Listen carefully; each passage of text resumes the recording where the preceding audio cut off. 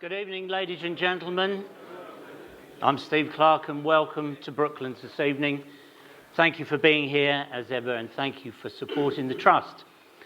So, ladies and gentlemen, I've looked back over my past 4 years of running these events and we've had a big focus on motorcycles, which has been a lot to do, I think, with the interest that's here in the museum. And the names from the two-wheeled sport, I'm really pleased that we've had the late John Surtees, Jim Redman, John McGuinness, James Whittam, Ian Hutchinson and Agostini. And of course, Steve Parrish.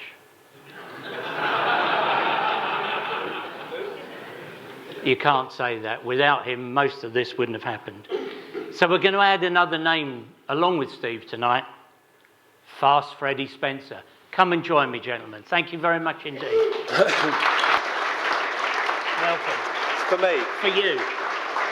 Welcome. Thank you. Wow. Can you hear us at the back? Most importantly. Now, we heard about the fire alarm. Just basically watch me. Because if wherever I go, that's where you want to be, because I'll be the first one out. Yeah, wherever Steve runs, just follow. But another big round of applause. 3 times world champion, Freddie Spencer, ladies and gentlemen.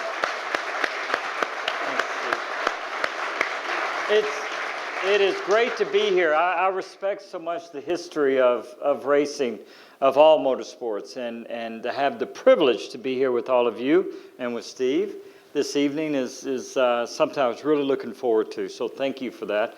We hope to entertain you, and we'll do our best. That's for sure. We can only do our best. I love coming here because I don't feel so old amongst. No, I'm not really.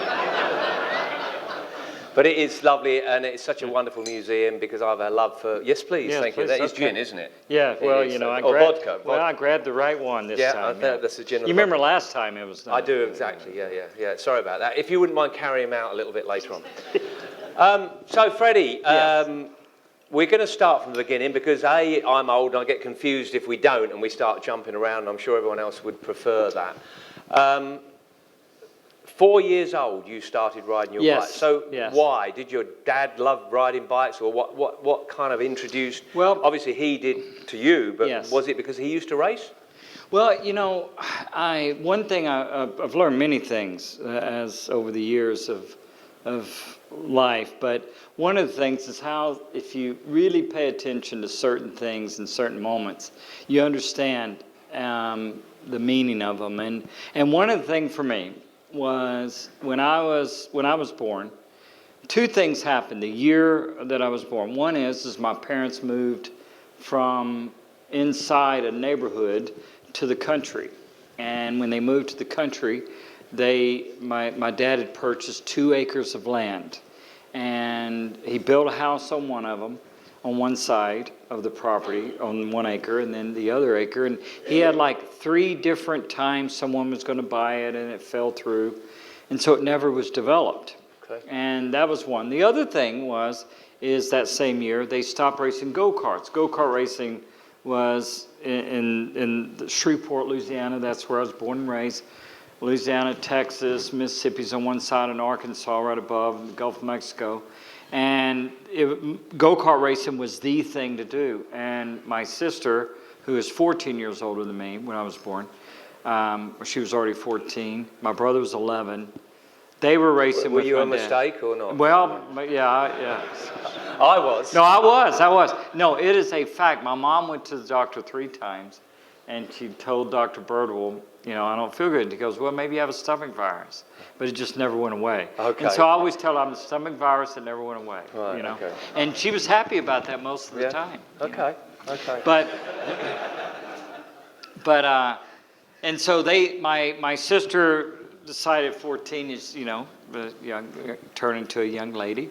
And she decided that boys were more important on Friday nights going to dinner than beating them on Sunday afternoon. My sister and my dad, I always say, were the 2 real racers of the family. My sister, you in go-karts, you've seen go-karts where these 2 abreast, car racing obviously the same. For whatever reason, and back in those days, the flagman used to stand in the middle. Have you ever seen footage of that? Yeah. You would never see that anymore. No. But the flagman would stand in the middle and the go-karts would go on each side. Well, my sister we have 8mm video of her going right to the middle and going straight up the middle, and the flagman having to jump out of the way. I mean, she was like really aggressive, and she would win most times. And so, but the boys weren't interested in her. As soon as she stopped, things changed, and so that became important. And my brother and like I said, my dad, they got into motorcycles. I got older, and I just followed them along, and that's really how it started. You know, you're influenced, and that so much by your environment. But I can remember the first race or two I was in. I just knew it was what I wanted to do. Right. You know. Okay. But your father didn't race? No, they raced. Well, they did, but it was just local racing. They didn't do anything on a real professional level. My brother did race at Daytona a couple times. Okay. You know, TD2s, you know, remember the sure. 250s from the the late 60s, early 70s. Okay, so we move on from that. You went through your school and everything else. Were you good at school? Were you academic? Yeah, pretty much. My parents had a couple of rules. Even though racing was such a big part of my childhood, I rode in that yard. Like I was saying, it stayed empty. That's where I learned my trade. 10 years of riding pretty much every day. Right. From the time I was 5 years old to 15. But I had a couple of rules. One, you don't ride when no one's home. Right. You always wear your helmet. I talk about in my book the one day that I didn't wear my helmet, I invited a friend over, and I was going to show him how good I could ride a motorcycle. And it taught me a lot of humility. Anyway, I decided I was going to jump like this barbed wire that was rolled up. I didn't have my helmet on. Right. As soon as I went You'd to jump, watched The Great Escape, I guess. yeah, exactly. It was like it was Steve McQueen's fault. Exactly.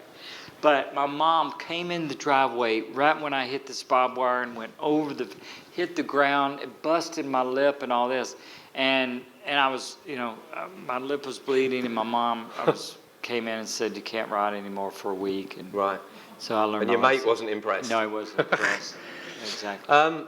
So you survived all that clearly, and then racing. Was there somebody that you looked up to that got you into racing? Well, not so much. I was very independent. I looked up to all the older riders. The older, because where I'm from,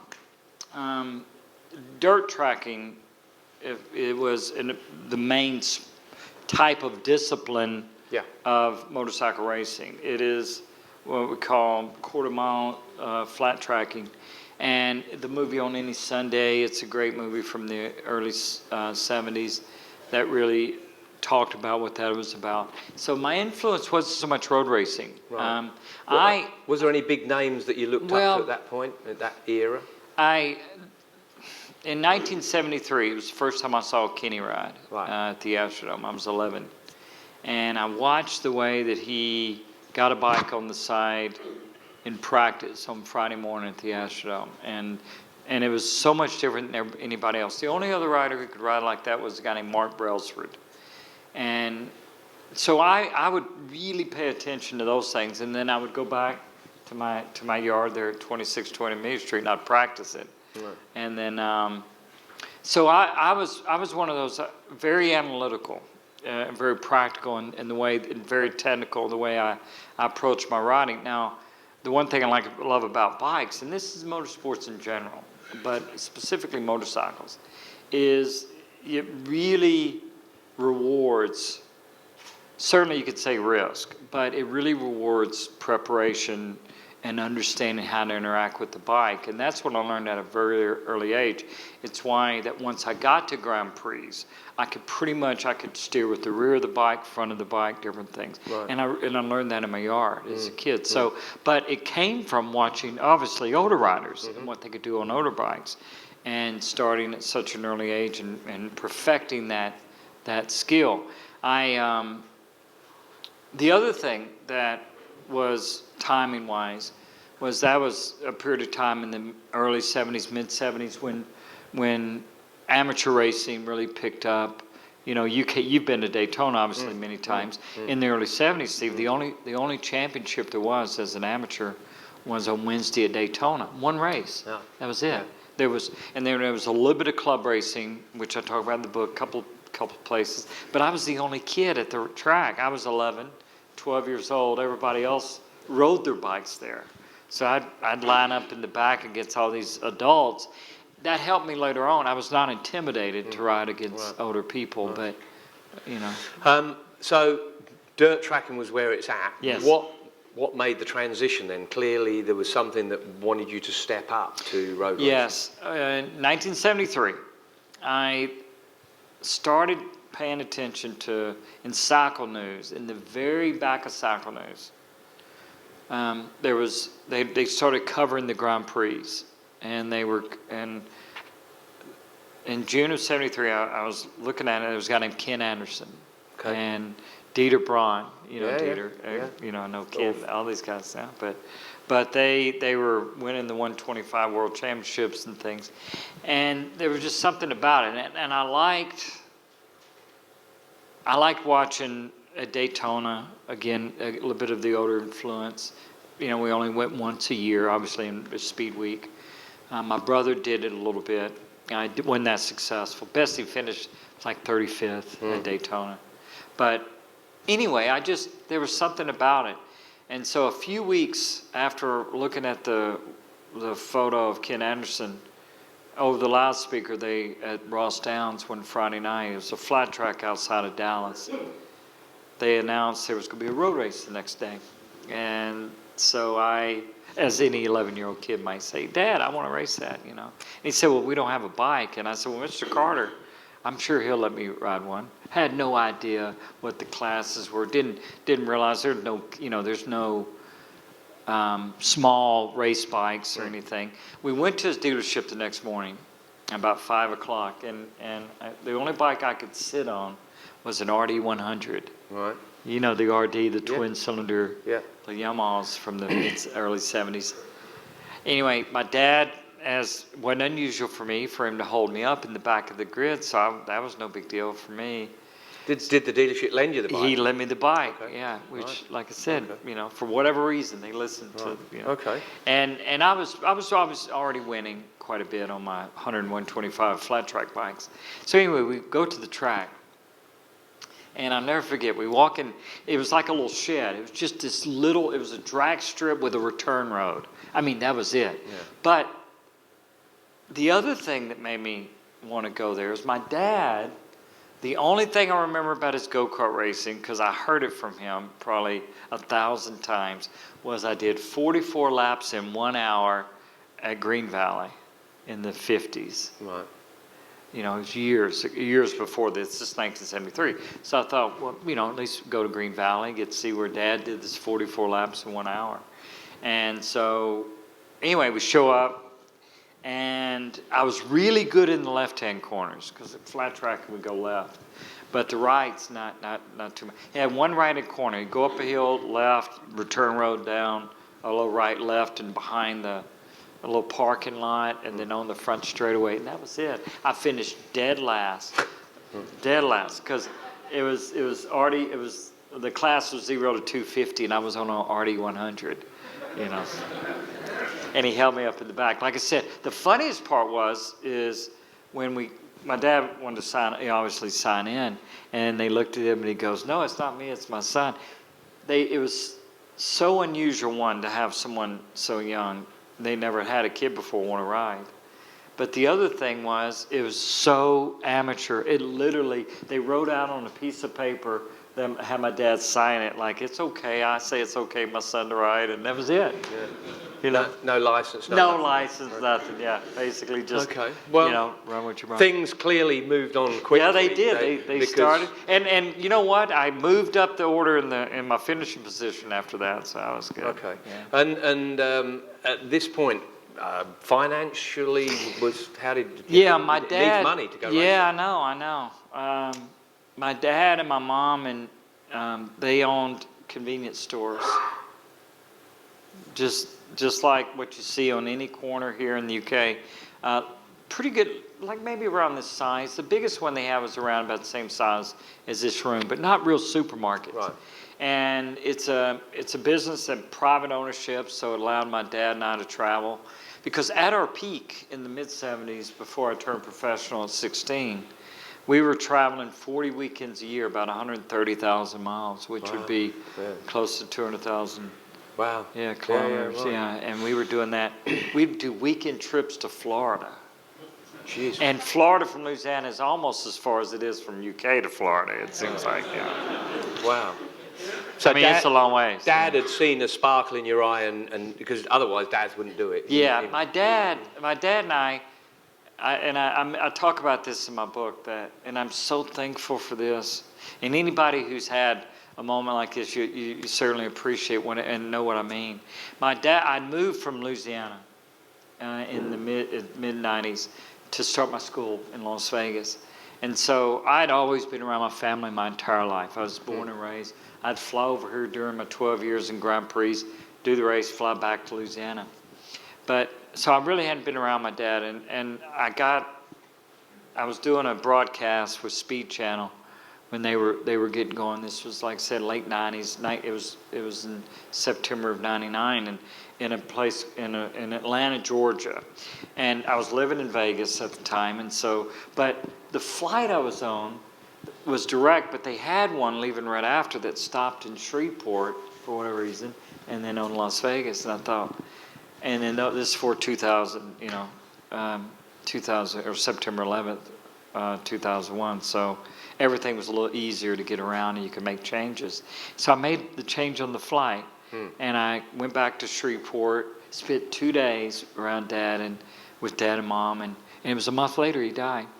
And I hadn't been able to spend it. Anyway, I'm so thankful for this amount of time. One thing we talked about is he never, when I was growing up racing, Dad, I'd overhear him say this, and he would say, when people say, well, Freddie seems to understand this and that, what have you done? He said, nothing. He said, I build them and work on them, he rides them. And I noticed we'd talk like when we were traveling, and he just really, he was the best supporter you could imagine. Because what he did is he let me learn and let me pay attention. Now, as I said in my book, there was a couple of things. I threw my helmet one time when I was 9, and after I lost a heat race, because I would win almost every week. And I lost a heat race, and I'd seen an older kid, throw their helmet down. And so I came in, and I threw my helmet in the back of the van and went and sit in the passenger side one Friday night. And so I'm sitting there like sulking, and I noticed the van kind of moves. It kind of moves this. Didn't really do anything. Next thing I know, he comes in. He's in the driver's side. He shuts the door, doesn't slam it, puts the key in the ignition, starts it. We had pit next to this man, a really nice man, Mr. Hughes, and his son Kenneth. And he said, see you. And Mr. Hughes goes, we'll see you next week? Maybe. All right. Backs out and just leaves. Doesn't say a word. Now, I may have been only 9, but I was smart enough to know that this, this was something unusual. It probably had something to do with me throwing that helmet. So we leave. We start heading back to Shreveport. And normally we'd go to the Days Inn and we have a race the next night. No, we start heading back. Straight to Shreveport. We get about an hour out, and he goes, okay. He goes, you know what you did wrong? Still, attitude. I say, yeah, I finished second. He goes, no. He says, now, you're not coming next week. If you say that one more time, we're not coming for a month. And he explained to me real quick. He said, listen, he said, anybody can win. And you've been given this chance, for whatever reason, to do what you do. And I'm here, and you know that. And it's true. He said, but true champions know how to lose. You don't do that. Sometimes you shake someone's hand, you come back next week. So it never happened again. A lesson well learned. It was a lesson well learned. And my dad, like I said, and he sacrificed, and that was what was so great about when I went back in that September of 99, the month before he passed away. That's all we talked about. Okay. Yeah. Then things did move on very, very quickly because you ramped yourself up real quick to... How did the professional side of your racing start then? Well, Irv Kanemoto, where did he come into this? Well, that was, again, my dad. That was in October of 77. We were doing club racing dramatically grew in the mid-70s. Literally from that race at Green Valley that day in the summer of 73, when I was the only kid, just within 3 years, It was a championship called, or organization called the Eastern WERA, it was called. That was all over the United States. And in 4 years, there was a Grand National Finals in Mid-Ohio. And we went there at the end of the year. And it's exactly what happened. We pull in, my dad and I. We have a trailer. And the only spot that was available was next to this panel van. And it was kind of a silver, white van. And so when we park, like I said, I'm a history. I know, all the riders and have been going to Daytona for years. And I look in the window and I tell Dad, I said, I think that's Gary Nixon. He was in the passenger seat in this van next to us. And so we get out and we start pitting, and sure enough, it's Gary. And there's another young rider that was there. I didn't know who it was. At the time, it was Randy Moe. Okay. And they had been invited, and the owner of the van and the bikes was Irv. So he had one helper with him named Karen. And anyway, so we go through the weekend, and it rains on Sunday. Anyway, I end up winning the 250 race. I win the race, and the guy named Ted Hinter. Do you remember him? Remember the name? Yeah, Ted. Yeah. Ted was really good 250 rider. Right. Ted got second, and I think Gary was third or fourth, and Randy was around there. Anyway, I win the race. So Irv, I'm 15, So I want a TZ 250, and Gary had almost won the 750 World Championship year before. He was riding Irv's 750 and the 250. Anyway, Irv comes over to my dad, and says, really good ride. Now, I didn't find this out till a few years later, but that's what my dad said to Irv. Irv said, good job. If you ever need, anything or something, let me know. Now, you got to understand, for Irv Kanemoto, who was my crew chief, and his personality, and you knew Irv, that was a big step to come over and basically, he was making an introduction. Anyway, my dad, who was just similar to her, very shy, kind of not very forthcoming, he said, my son, I think, is going to be pretty good. I've taken him. I didn't realize the financial, really, at that point, it had gotten to the point where it was becoming too expensive for my dad. And he felt his ability had got me to there, but that was it. And so that's basically how it started. We happened to pit next to each other, and so Irv, the next year, Irv stepped in, and then after that that kind of rest is history in some ways. But my first recollection of you was we'd watched what you've done in the States, obviously, and then with Irv, you turn up at the Belgium Grand Prix. Yes. 80. Yeah. Before that was the match races. Yeah. I know you came over to do the match races, yes. But that was kind of.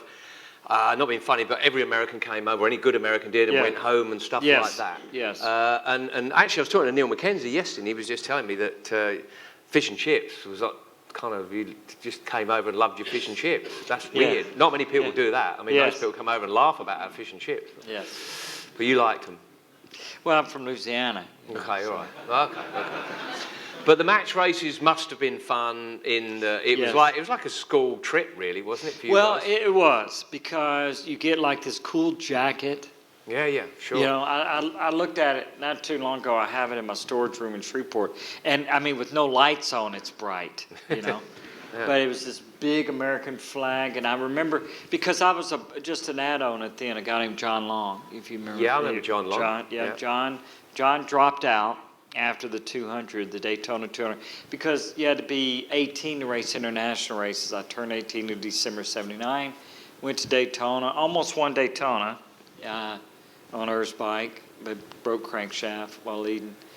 And so we got invited, Irv and I got invited to come over. And so we're not used to being in team events, but this jacket at 18 I thought was the coolest thing that you could get anywhere. I mean, I remember showing up friends. I was burning up, but I had my jacket on. You couldn't have been burning up in England. I know. I think it was pretty warm. Okay. Yeah. Right. And that was your first time yes. of Brands Hatch, Mallory, and Alton Park. It was. And you did good. I did. The first day, I beat Kenny and Barry. Yeah. I did. That's a pretty cool thing to do. I know. And the track for me and this is where I think my experience, all the Americans at the time specifically that were coming over, and it kind of goes back to what you were saying a while ago about mine was looking at Ken Anderson and things, and then of course Steve Baker came over and Kenny came over, and they were the beginning of obviously racing in the World Championships. Pat Hennon. Pat Hennon first, Pat Hennon, Pat Hennon, exactly. A lot of people forget about I know, that. because Pat came, he finished second in the World Championship, I think, in 76. He did. And was leading it when he had the crash in 78, absolutely, at the Isle of Man. But anyway, so there was all of that, coming over. I think one of the things that took the European riders by surprise is two things. Our ability to learn circuits. I know that was a tremendous benefit for me. Because we basically, at that first day at the match race, or at Brands Hatch, got like 30 minutes on Thursday. That was it. Yeah. And then you show up, Friday morning, like 20 minutes, you line up. And the only lap I didn't lead in the first race was Graham led the first lap. I passed Graham and won the race, and I led every lap of the second one. But our ability came from, and I believe comes from, is that we ride on so many different environments, flat tracking. And it changes hour to hour. So you pay attention to every single pebble and things, and so our minds have that capability. They really do, of being able to absorb that. And I remember things visually anyway, like Pat Hennon. I know about Pat and things, but I remember the photo that I saw of his crash. So it that's how I remember things, and so I was able to do that. The other thing is the fact that, because we slide the bikes and things at some place like Brands, the big track at Brands, I just love the drifting, and coming over paddock and for the straightaway and down the, So what year was that, the first year? 1980. 80, right, okay. I'm trying to think who your teammates were then. I saw one of them. Nixon wasn't by then. No. Dave Aldana was, Wes Cooley, Kenny Roberts, Barry, Randy was. Okay. But you would have been probably taking it more seriously than they were, because particularly Dave Aldana, because the only other time I used to see Dave Aldana was they had a big limo for you guys to ship you around at times. Maybe that was the early days. A big stretch limo. Yeah, before that, I think they did, because I heard stories about it. Yeah, I remember driving up the M1 one day, and all I could see was Dave Aldana's out the window. His bare arse was out the window of this limo. Yeah. And you could see people driving along thinking, it must be the Queen or Prince or whatever it is, and Aldana's arse would be hanging out. Exactly. Yeah. I saw Dave this past weekend at Peterborough. Okay. And the first thing he does? He loves to tell the story about the first time him and I were teammates was at Zolder in 1980. Right. And so I'm from Louisiana. I'm 18 years old. I'm first year of the Honda team. And I kind of have this reputation of being pretty conservative, where I'm from. And so he cannot wait. Cannot wait to get me at the airport and take me down to the beach and see all the topless people. Yeah. I was there. Yeah. I got there early. Yeah, exactly. He probably got the idea from you, But Dave, he still tells that story. He loves that. Okay. That would be Bandol, I guess. Yeah, it was down at Bandol, right, yes. Okay. God, but your life then must have just, I can remember mine, but yours was just exploding in front of you with everything happening. Yes, and especially after that day at the match races, because basically I show up on that Thursday, and I'm trying to get out of the way because we had Range Rovers. You were saying about limos. Yeah. They gave us 3 or 4 Range Rovers. Right. We had, my own car in this jacket. Yeah, this is as good as it gets. Didn't get any better. I know. So we get to the track, I get out of the car, and all these people start running, and when they get about at the end of right there, I realize they're not looking at me, and if I don't get out of the way, they're just going to run me over, Yeah. So but by the next day, I couldn't only get to the car. What a dream! Yeah. And that was on TZ 500, I guess. 750. Oh, of course it was. So yeah, 750. Yeah. Right.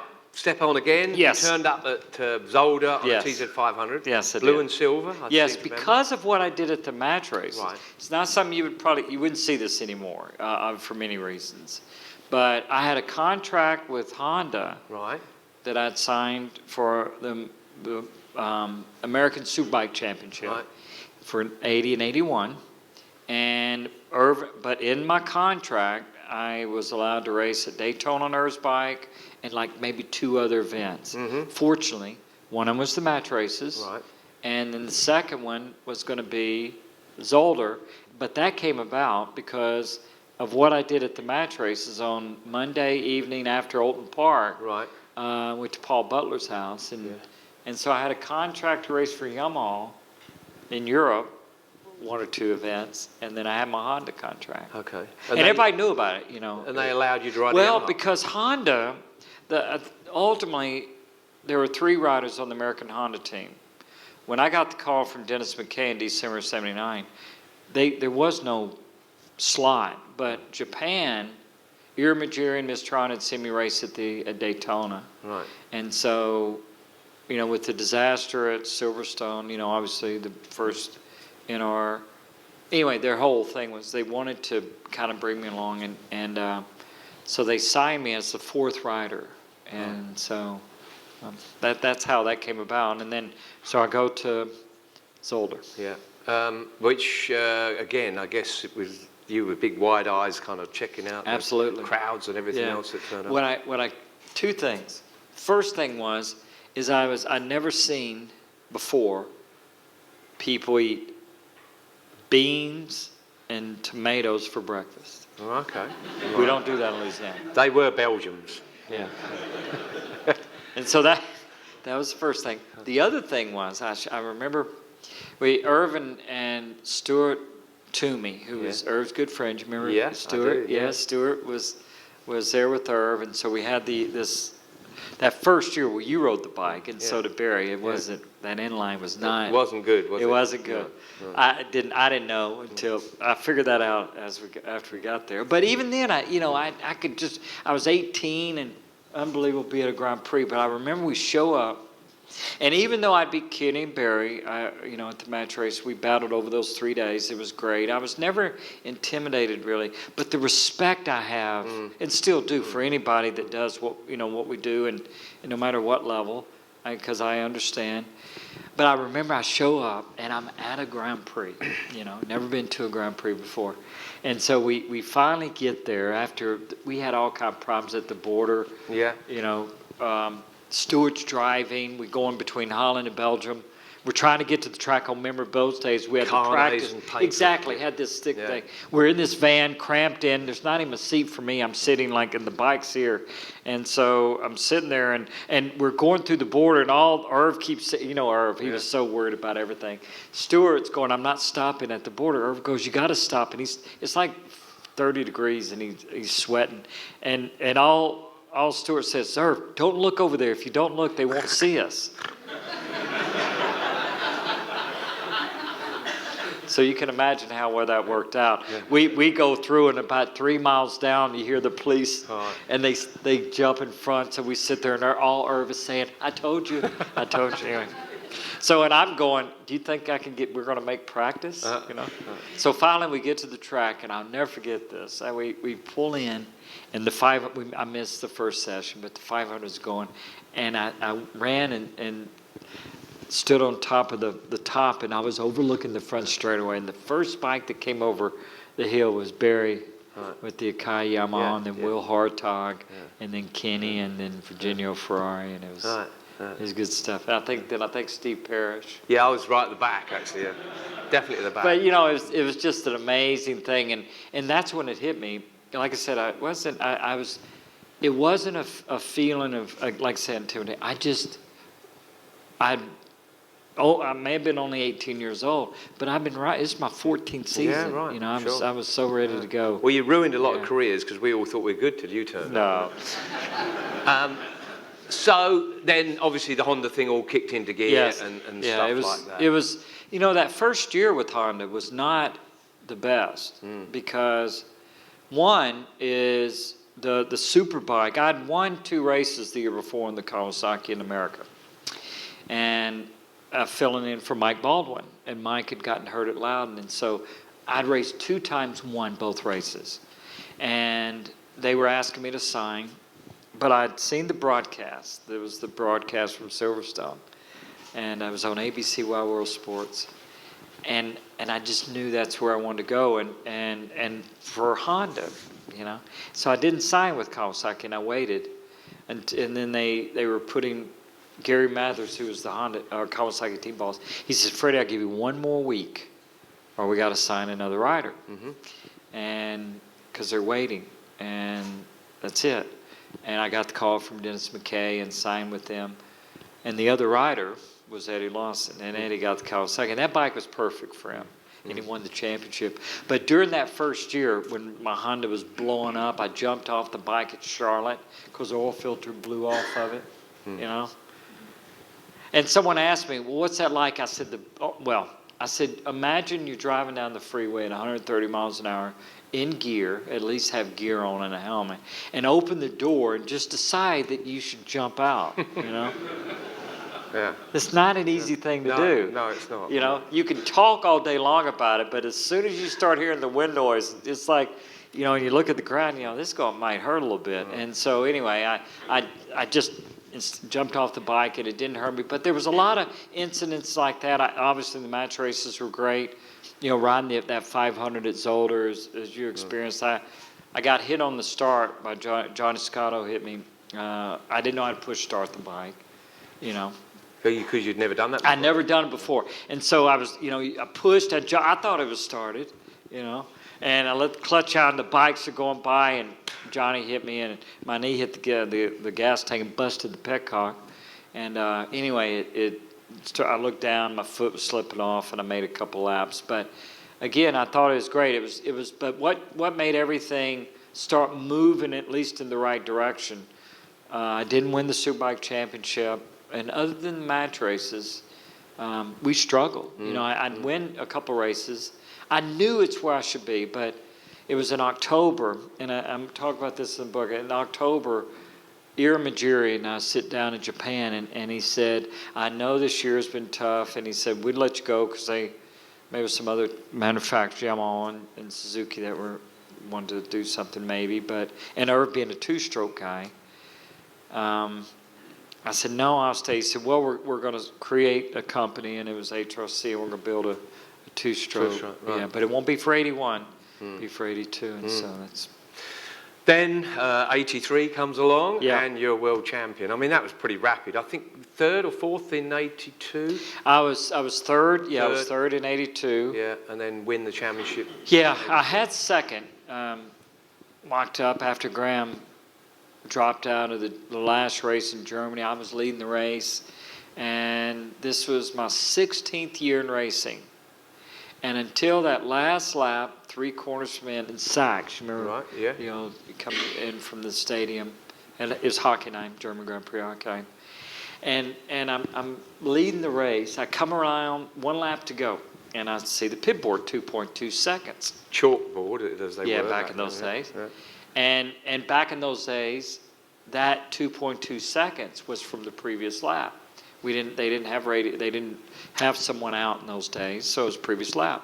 Well, I went 2.2 seconds lead. I knew the bike, because it did a few times that first year, it'd break a ring on the front cylinder and drop some RPM. Anyway, I'm still leading. I think it should be fine. I lead all the way through the back. I'm coming into the stadium.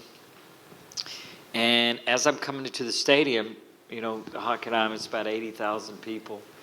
And everybody's starting to stand up, and I'm thinking, great, you know, they're excited I'm going to win the race, maybe.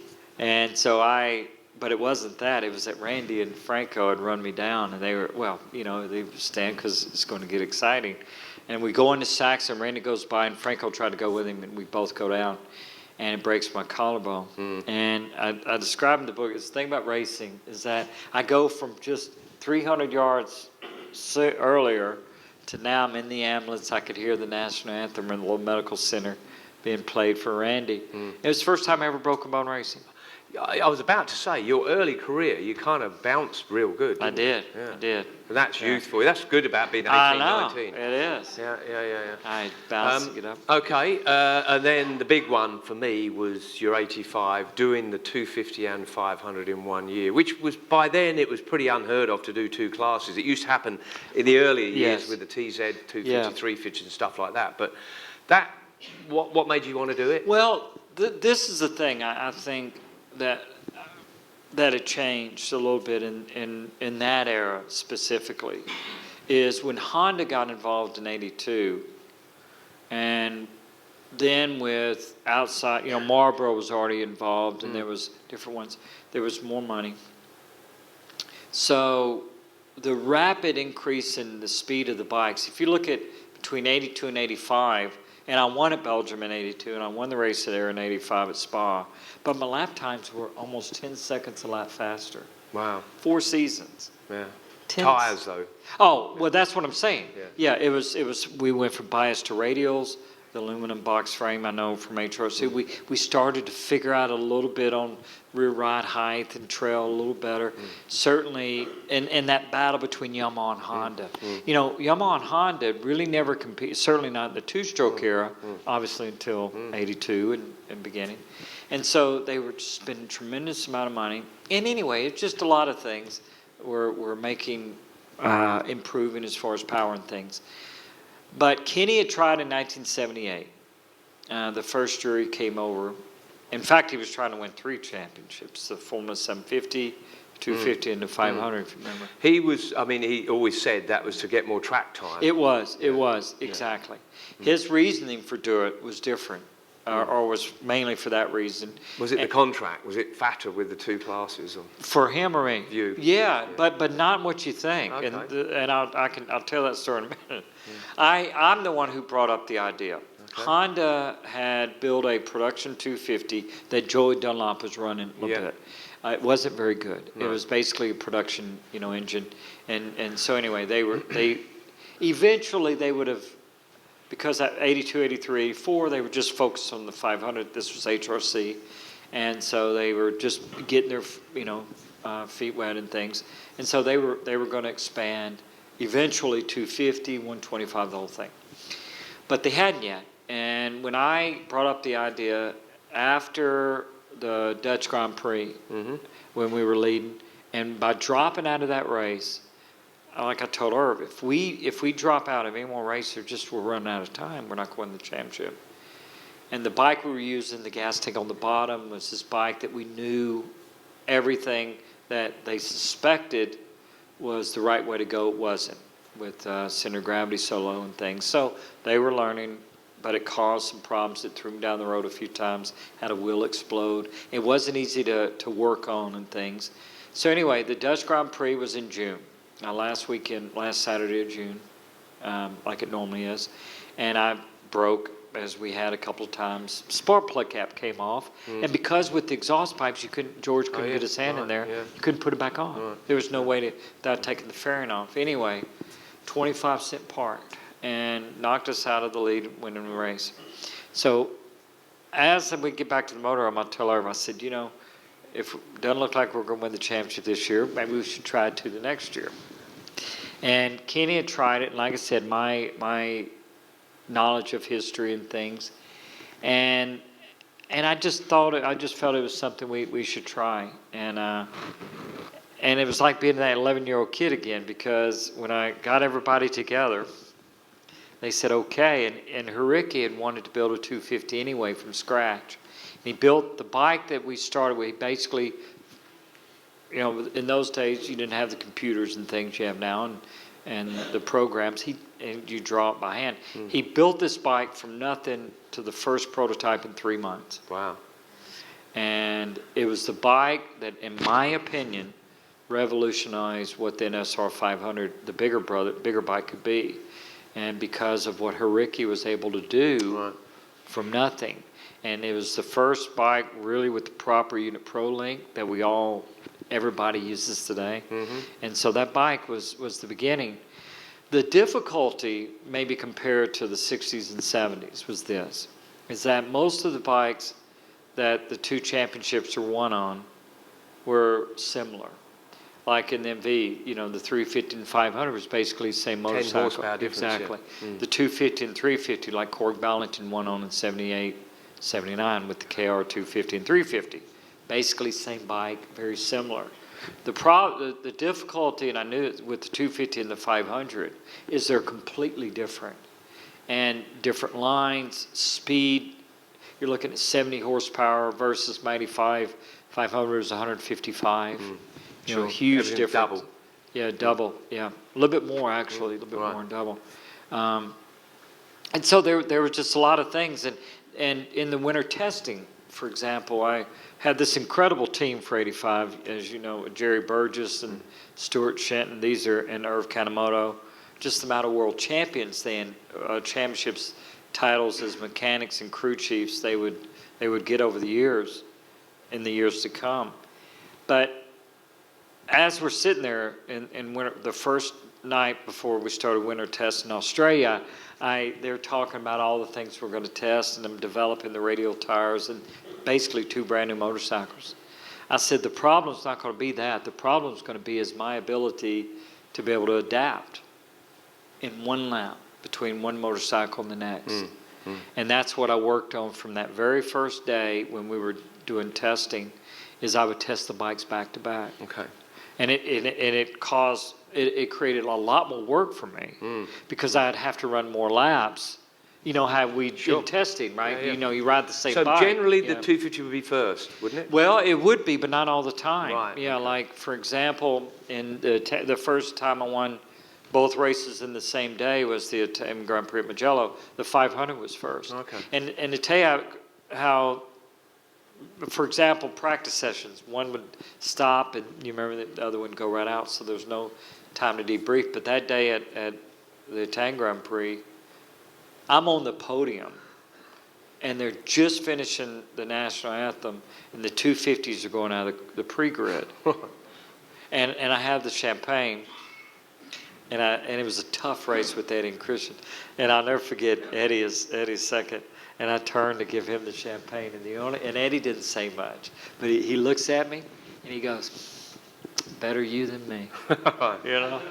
I said, thanks, Eddie. I appreciate that. And you had to sprint. I literally ran, and yeah, I ran and got on the bike. No, most of the time I could at least drink like 2 big bottles of water, change gear, but not that day. I thought I was fine, and it was. But I guess the adrenaline also kicked in. Yeah, What but would be easier, 500, 250, 255? well, it depends. Right. It depends.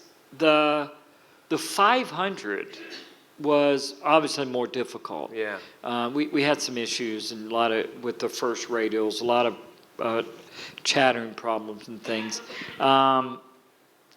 That's what makes it interesting. If you were to ask, because we ride our older bikes a lot at these classic events, you put a new set of tires on it, the bike is so much better. You know, those old tires were not good at all. No. You know, compared to what we have today and what you may if you ride today on a street tires. You know, but anyway, the 500, the chattering problems, but the 250. What made the 250 tough was the man I was racing against, Tony May. Yeah. Yeah. I could spin an entire race. The entire season. I don't remember, and I remember pretty much every race. He never made a mistake. Right. I mean, no matter how much. The French Grand Prix at Le Mans, and every time I see Le Mans, I think about it. You know where the chicane is in the back used to be that kink. Yeah. The race was 22 laps. It took me 20 laps to get him to move over 3 feet. Because the only place I could pass him was if I didn't roll off the throttle going in that kink, and I passed him on the outside. And my memory through there as I'm going, and Tony moves over thinking I'm going to pass him on the side. I go around him outside, and he just looks at me like this. And like, he couldn't believe it. I got by him and won the race. But that was it. And so it was, in many ways, the 250, because of racing with him, you know, it was mentally the fatigue. And with the 250s, it is just so much about corner speed as well. It is. Unlike getting the thing stood up and everything else. Yes. Okay, well that was kind of your best year for obvious reasons. Yes, absolutely. Then you were plagued with a lot of injury problems. Yes, beginning in 85. Do you think you overdid it, 85? Well, I'll probably the 10 years riding in my yard every day, Right, 4 hours a day. Yeah. You know. Because I've, had the opportunity, obviously, in years since, and you meet other athletes and other people, repetitive. Back when I had my wrist and those problems. It was carpal tunnel? It was carpal tunnel. I mean, they didn't even know what carpal Basically, tunnel was. if you not, I know there are doctors in it, but it's when the muscle gets bigger than the sac. Yes, and the nerve. Mine was nerve issues. Yeah. Because I'd let it go on for so long, and I could deal with the numbness and even the pain. And I'd broken it twice in 85. One was at the Spanish Grand Prix in '85. I broke my hand. I crashed in the morning warm-up. That's where that knot was from. The front tucked so fast. It was that right kink behind at Jarama. Come down the hill. Yeah, the one on the right. Yeah. I didn't get my hand out in time. Boy, I came down and broke my hand. Bike went through the ditch, and anyway, they repaired it, and I was able to win the race, get it repaired and win. But I broke my ankle and a couple of things. But then at Silverstone, that weekend '85, it rained every day. And in the 250 qualifying, I crashed in turn 1 on the exit of 1. And again, hit the same hand. And it's, but I was able to win the championship that day on the 250, win the 500 race. But that's why I didn't race at the last race of '85.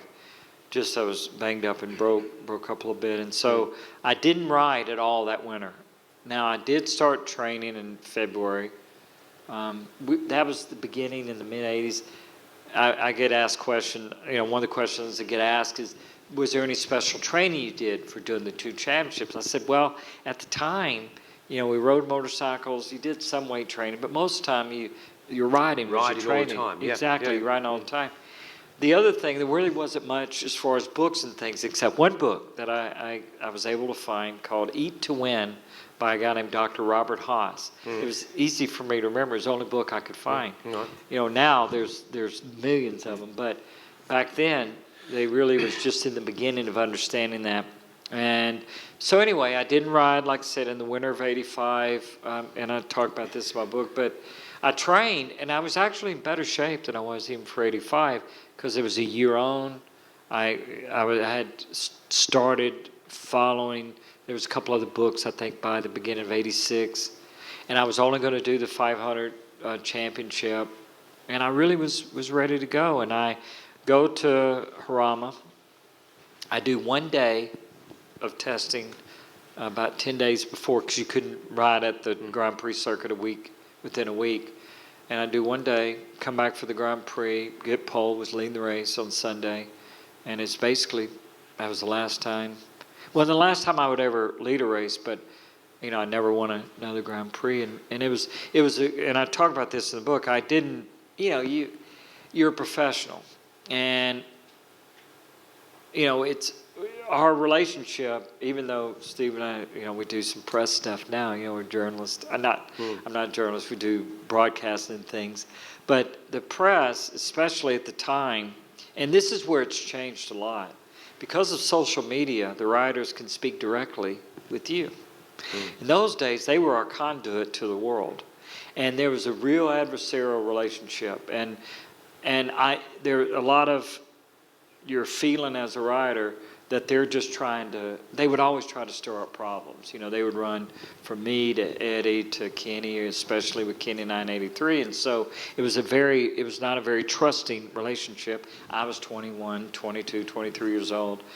And I had this problem. I didn't finish the race, and I came in. I couldn't feel my hand. I couldn't brake. I couldn't do anything. And I didn't use the rear brake anyway, and so front brake is stopping. I mean, that's how you get the motorcycle slowed down and turned. So anyway, I stopped the race. My crew is so upset, not at me, just disappointed, and I think everybody felt the gravity of the situation, and I know I did. And I go to the press conference that Rothman's had organized, and the first question I get asked is, did you pull off the track because you wanted more money? Oh, wow.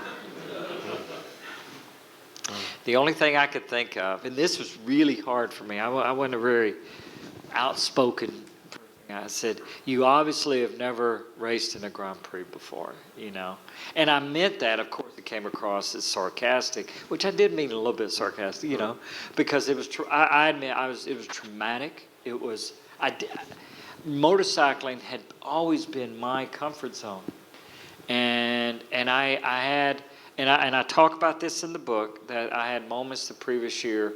One of them was at my townhouse in the fall of '85. I kind of felt things were over, and and that day was like, I'm actually sitting here at a press conference, at Not wanting to be there. Not probably. one. Oh my, no, and that was the first question. That's what I said. But basically, of course, I would say it differently. I would say, listen, you obviously have not ever led a Grand Prix, don't understand what it takes, and that's the respect I have for it. There, of course, money is that. It has nothing to do with it. And it was traumatic. I don't know why my hand. You know, I'd had some problems anyway. We ran some tests, ended up having surgery. Waited too long. And basically, it was never the same. But I've talked to many athletes, and it happens. Your body, everybody's body wears out differently. And by then, you've been 20-odd years. Oh, racing. yeah, 19 years. That's a long, long career. Yeah, and you got to realize, I'd been racing up until I went to Grand Prix. I'd race sometimes more races on a weekend than I would an entire Grand Prix season. Yeah. I mean, I raced Friday night, 4 classes, Saturday and Sunday road racing, 5 classes, and Friday and Saturday night, like I said, 4 classes dirt tracking. And I do that 20 times a year, Unbelievable. Yeah. But unfortunately, that happens. That happens, yes. You had a far better career than just about anybody else out there. You were the Marc Marquez of the era, and everybody looked up to that. So it must have been tough for you to not have that. It was. It didn't come naturally. I wouldn't say it didn't come naturally, but it didn't come as easy. Right. Well, and also the fact that, again, motorcycling for me, and this is what I tried to convey in the book, that the part about the connection that motorcycling and the opportunity it gave me, not only to hone my skills and to give me the chance to learn and to trust my own judgment and all of those things. But as a kid, I went through some trauma. I went through a leaf fire and some other things that I talked about. I burned all the skin off my left hand when I was 2 years old. And so I had a skin graft operation for years. I had to wear a sock on my hand. I couldn't even let any sun. And it hurt every night. It was motorcycling, riding my mini bike in my yard. Forgot about it. Yeah, I forgot about it. And also, it was probably physical therapy. That was the thing, didn't even know so much about in the 60s, but it gave me that. And so for me, when it got to that point in 86 and 87, and also the way that things had kind of worked in my life anyway, how I got to Mr. Honda's house and all the things, I had the opportunity to go car racing, and that kind of fell in place very similar. I went and got my license, showed up first race, almost won the race. Chip Ganassi gives me a call. I go and test an Indy Lights. Emerson is in Indy car. And with a guy named Jeremy Dell, who's got a sponsor, Build a Square, and it was a natural kind of moving that direction, because the motorcycle wasn't going. But I talk about this in the book, but what did I do? I go back to what I know, even though, maybe it was time to move on. Would I go back and change that? Well, all the thing that I learned through those struggles is tremendous benefit today. I couldn't write the way I do and what I understand. Maybe it would have been different. Maybe the cars, would have been different. Maybe. You don't know. Ifs and buts, eh? If and buts. Candy and us would all have a Merry Christmas, right? Yeah, absolutely. Right, we've got to get some questions from you guys, because we're here to answer anything. I've said it before, if you've got any marital problems or sexual issues, speak to me. If you want...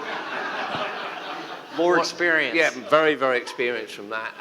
But also from a racing point of view, obviously we're here to answer some questions. So we are going to have an auction a bit later on with that over there.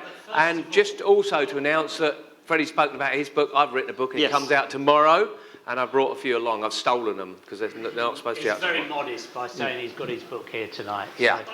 But before we do the Q&A, Freddie, each time we get one of you guys along, we like to give you a memento of being here. Well, that's very kind. Now, I'm going to present you with a piece of original 1908. That's a long time ago, even in American terms. 1908 track. Oh. Okay, so treasure that. I will. Mr. Parrish has Trust already me. got one. Mine's bigger. No. Well, of course it is, Steve. Freddie, thank you.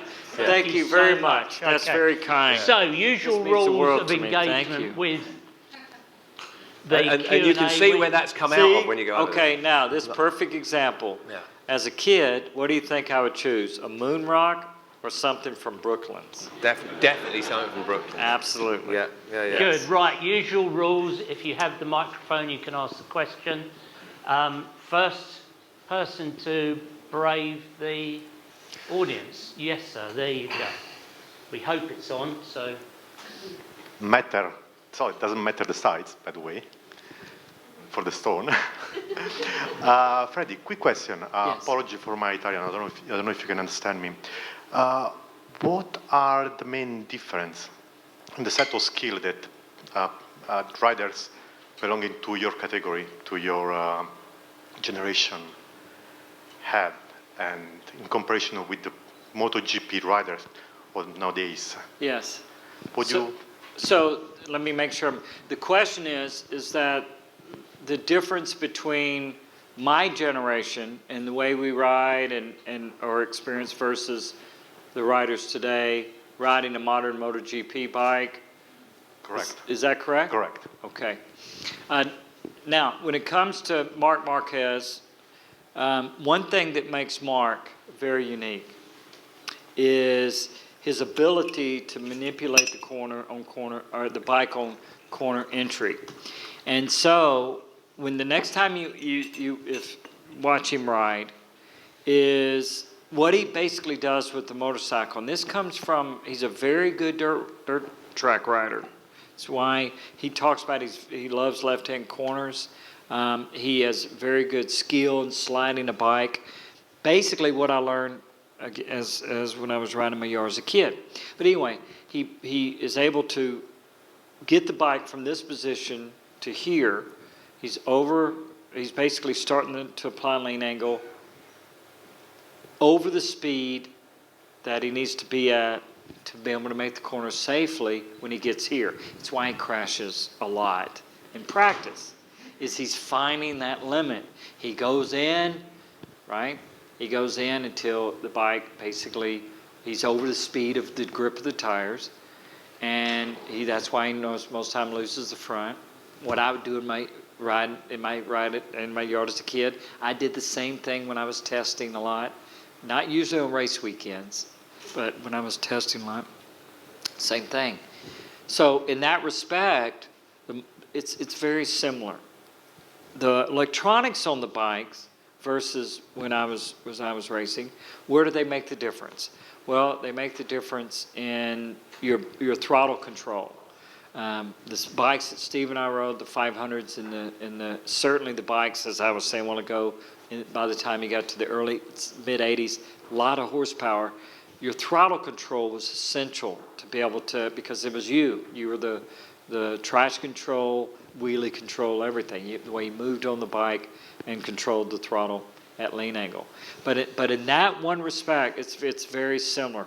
Motorcycle, the characteristics of the bike hasn't changed really from the modern era specifically. Once the chassis made huge improvements again in the early mid-80s to aluminum box frames, the general feeling. I've ridden 2 out of the 3 Honda MotoGP bikes, and again, getting used to the electronics, tremendous amount of horsepower. They accelerate so hard. The power bands versus on a 2-stroke bike from my era, you get that initial hit, then there was a dip, and then it would hit. So again, that's where throttle control came into it. But overall, there's not a whole lot of difference. The other, like I said, that one characteristic that Marc has is what really sets him apart from the other riders at this point. Okay, I'm just going to add to that. The one big difference is when you used to fall off, when I used to fall off, there wasn't that big gravel trap that kind of contained you, and you didn't have an airbag seat on, and all the stuff that goes on. So doing it, I'm not saying you want to crash all the time, but it's a lot safer to find that limit. It is. Right, question over there. Hello, are you still in touch with Kenny Roberts? And if he still has that dirt track at his home, have you ever tried it? Okay. One, yes. I do see Kenny, usually at least once a year. You drink a lot of wine. Yeah. Well, he does. He does. Well, yeah.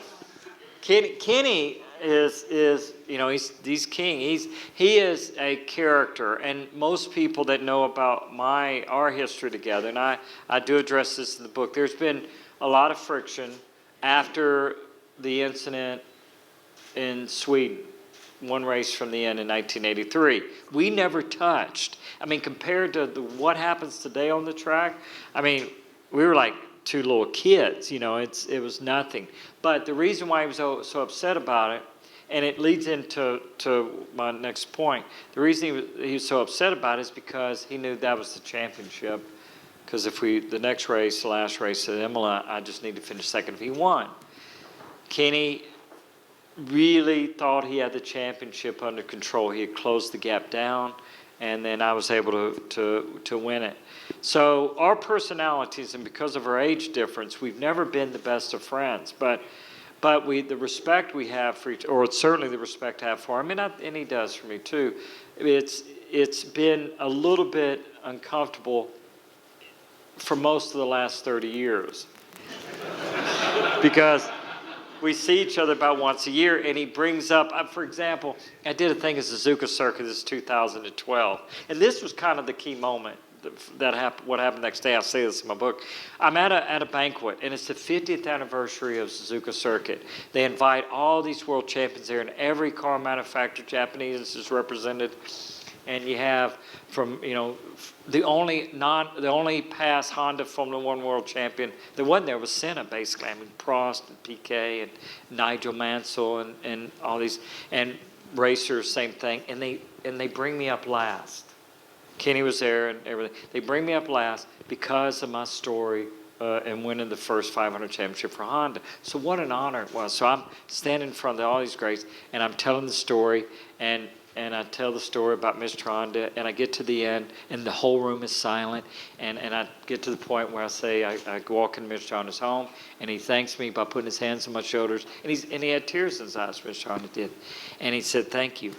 And that was my story, Mr. Honda, and the whole place goes silent, and one person starts to stand up, and this voice in the very back says, you were lucky. No one in that room didn't even have to look. No. And all I said was, well, I guess sometimes it's better be lucky than good. Yeah. And everybody loved it. And so the next day, Kenny and I are up on the stage, and about 1,000 people, we're in Japan, 1,000 people. And I finally said to him, because of all that friction, I realized I never had said this, what I was fixing to say. I said, okay. I said, I want to say that I know that maybe I had some ability, but it took all those years of work, the emotional commitment, all these things, to even compete with this man, with Kenny, and I want to say it was one of the greatest privileges, and I want to thank him for helping me make the rider I became. From that moment on, it's been different. Good. And he came and he hugged me, and now he actually hugs me. So I realized 30 years, I'm telling somebody, just don't not say it. Go ahead and say it and get it over with. He's to all right. anybody, yeah, exactly. And he is all right now, but he did have a bit of a ticker problem. Yes, he did, and I stents. think there was a lot of things that have happened, and Yeah, and we all have more in common, no matter what. Than but he's anything. fitting well. He did have a He bit of a is. heart thing, and they've put a new valve in him and sorted it and out.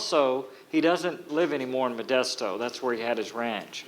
He moved from last summer to Lake Havasu near Eddie. Yeah. And so I take a lot of changes, and he's got his wife is super. She's from Japan. They spend a lot of time in Japan, so I look forward to next time. Which I find amazing, and she is lovely, but She is. Kenny didn't used to say many nice things about the Japanese, but now he's got a Japanese wife.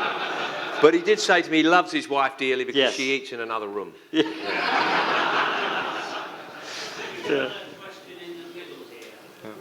Over here. Freddie, Yes. what frightens you more? Racing against Christian Sarrel or riding the CB750 on the banking at Daytona? What frightens me more? Yeah. That's funny. Thank you. I always, if it's raining And even today, I'm at a classic event. I'll be at Dijon in a couple of weeks. And so I'll always be looking back and make sure Christian's not behind me. Yeah. The reason is in 1985, when I finally got the point lead, about halfway through the season, Christian knocked me down at Assen at the Dutch Grand Prix. But he's a good friend of mine. You can't, but he's such a lovely man. Unbelievable. But he did crash his brains out, Yes. didn't he? Well, it was so funny. Yeah, because like in '88, a lot of people don't realize how good he really was, and he got like 8 pole positions in 1988, which was a record at the time in a row. And up until Johan did on Saturday, Christian was the last Frenchman to be on the pole French Grand Prix. But anyway, he would crash all the time. And so we're at a classic event a couple years ago, and Ago and Cork Ballington and I are sitting there, and Ago goes, we were talking, and we realized amongst Cork, who won 4 world titles, obviously Ago 15, I have 3, we realized we had one thing in common. We had all been knocked down by Christian in a hairpin. And so we all know Christian. So Ago winks at me and he goes, watch this. Christian, why did you knock me down? And we all know Christian. Because he remembers, well, that wasn't my fault. Takazumi Kanayama, he cut over on me. In my case, it was because Wayne had moved over, and I think in Cork's, it was Greg Hansford. Right, Yeah. okay. All right. Yeah. There was always a third Well, party. yeah. And so this was an hour, and we just laughed, and he just entertained us for an hour, He did like a Another crash. question, ladies and gentlemen. I was at Silverstone with my Yes. dad, watching you, well, watching all of you probably. Yes. Was it in 80 or 81? It was 81, yes. On the NR, and Yes. Mick Grant was on one as well. Yeah, before, yes. That was and I just remember the sound that made. But what was it like? Well, the bike. Firstly, the NR was not ready. That's Yes, what it stood exactly. for. That was the first name for it. Never not ready, never race. There was Honda's, and this was one reason why the story I told you about Mr. Honda was such an important one. One, because his 2 dreams when he started Honda was to race at the Alaman and win and the 500 World Championship. So whenever they dropped out of Grand Prix racing in the late 60s, the last year with Mike Hellwood, they lost the championship by 1 point. Ago won it, Mike was second. They changed the rules to restrict the cylinders to a maximum of 4, and they restrict the gearbox amount of gears to 6. That was the reason, or the main reason they said they pulled out of racing. Really, it was more about that. I believe it was Mitsubishi, the bank, had come in to help build the car division. Right. And Honda was not, they're just a motorcycle company. They're not like the other ones that had either heavy industries like Kawasaki anyway. So they wanted to expand the car division. So he had to make a choice, and he pulled out. They pulled out. Well, by the mid-'70s, they realized they needed to get back in racing. The Hondas, if you paid attention, they were not very sporty in the 70s. They had lost their way, and the other, Yamaha specifically, were really making headways with high-performance bikes. So they decided to get back in racing, 500 racing, and they decided the best way to do it, the only way to do it, was they could build a 4-stroke. Well, when they decided that in 76, by the time the bike was ready in 79, there was no way. They wanted to build basically a 4-stroke that mimicked some of the characteristics of like a 2-stroke. Less engine compression, which it had the first slipper clutch on it, which is something that production bikes didn't really have to about 20 years ago. This was 1979. And so the other thing was, as they built the engine, it was 4-cylinder, conventional 4 valves, and the oval pistons, or round pistons. They couldn't get power. They had realized that the 2-strokes with Yamaha and Suzuki were competing. This was with Barry and Kenny, certainly in 77, 78, or 78. That, and going into 79, that they were really behind. So I think after the first year, they started building the bike in 77, 78. They went to the oval piston, 8 valves. It revved. It had a power band between 13.5 and 20,000 RPM. It would idle. It idled at like 6,000 RPM, just run. It was like a little watch it. You know, the first time I heard it. But if we go back to '79 and real quickly, so for everybody who doesn't know, the first race it was in was the '79 British Grand Prix, which the race is the race that I saw on TV sitting at my parents' house. Mick Grant, Takazumi. Mick Grant, Takazumi. Yeah. The only reason they got on the grid is promoter's option. The bike was so bad. It leaked oil, wouldn't even finish. I fell off on it. Seriously. Mick Really? Grant wheelied off the Right. line.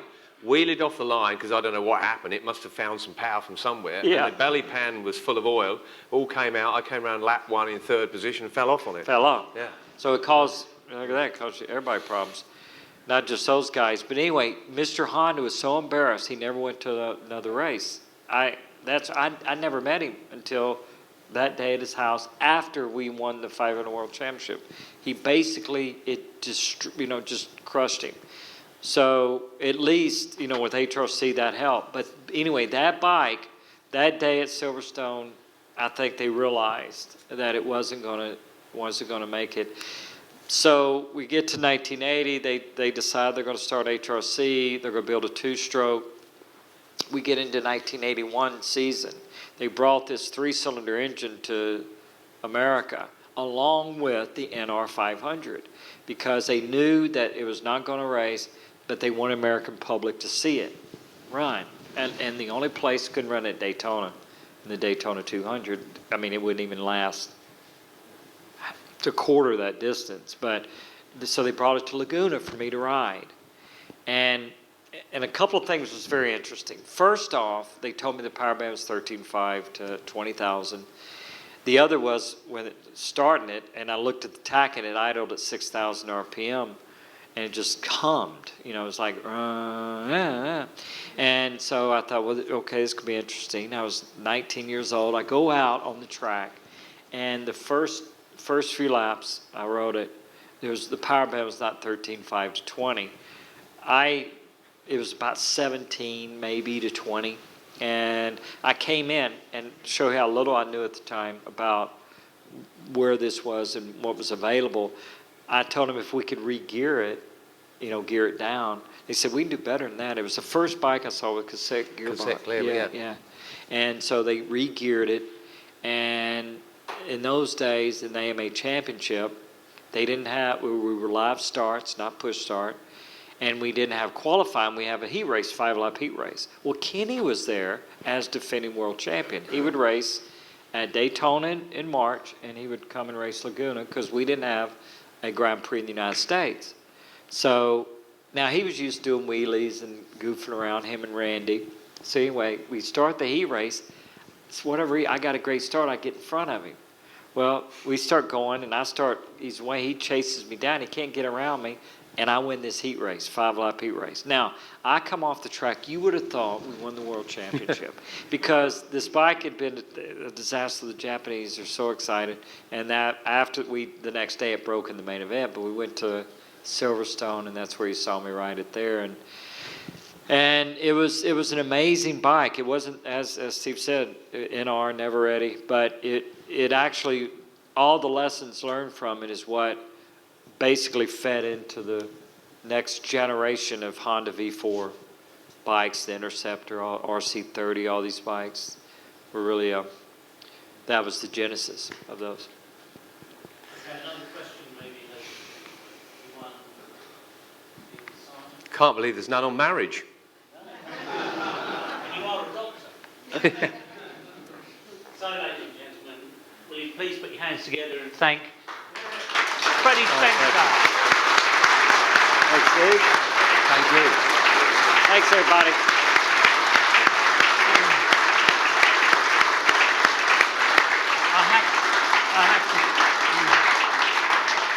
I have to say, Freddie, it's been a pleasure having you here. Well, thank you. Thank you very much indeed. Guys obviously appreciate it. Well, so the next highlight is the auction.